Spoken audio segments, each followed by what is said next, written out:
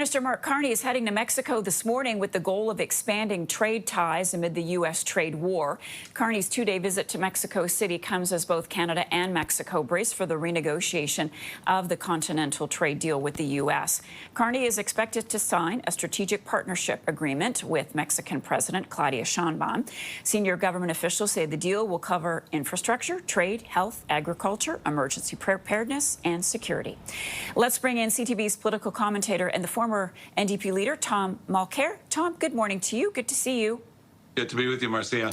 All right, so a quick trip to Mexico following a few days back in the House of Commons, which we will get to you. But give us your thoughts on this trip and what it says to you about the Prime Minister's priorities. How does this fall in line with his agenda? There's an old saying that misery loves company, and to the extent that the Mexicans are stuck on one side of the border with Donald Trump and the total chaos of the current American administration, it's a good idea for Prime Minister Carney to meet his vis-a-vis, President Sheinbaum, of course, of Mexico, and to start laying out some ideas as to how we will together approach the renegotiation of the Canada-U.S. Mexico trade deal. The consultations have already started, and we're heading to a redrafting next year, so it has to be done quickly.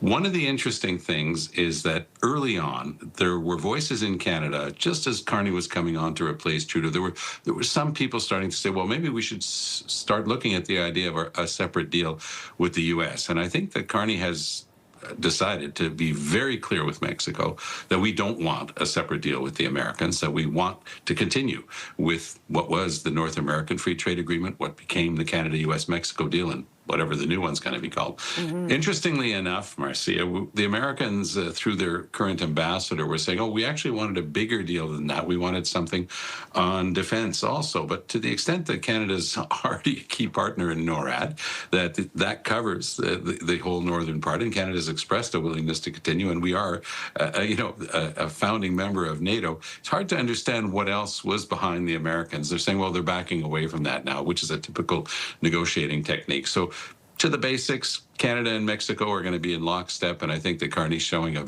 keen interest in keeping Mexico very close. Does it come, though, Tom, with the potential risk of ticking off the U.S., if you will, that Canada and Mexico are likely going to have this united front in trade negotiations? The further along we get in the current administration, I just evoked 2026. Those are midterms.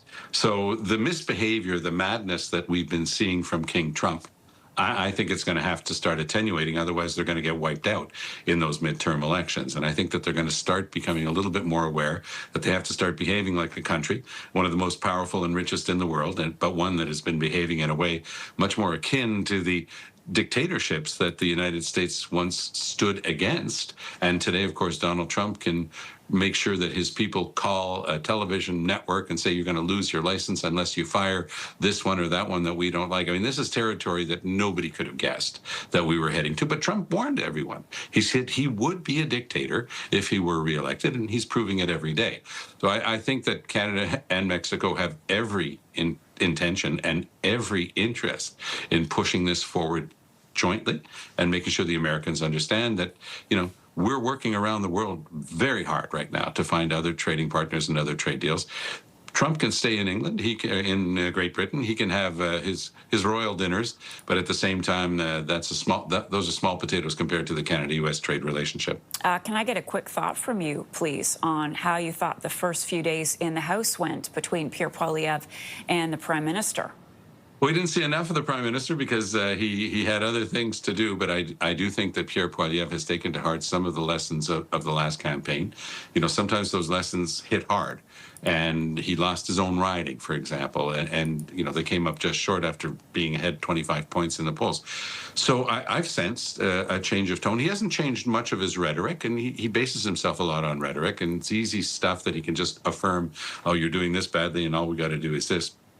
But there is a maturing of Pierre Poilievre that I'm starting to sense and to see. And I think that in terms of, the interest of Canadian politics as a whole, it's good to see another party that's able to come up with leadership that will be able to take on the Liberals, because no government should be given a free ride, especially a government that's in a minority situation has to be especially careful. Now, the Liberals keep saying that this is generational, it's transformational, we've never been in anything like this before. A lot of that is rhetoric, but a lot of it has a fundamental truth to it.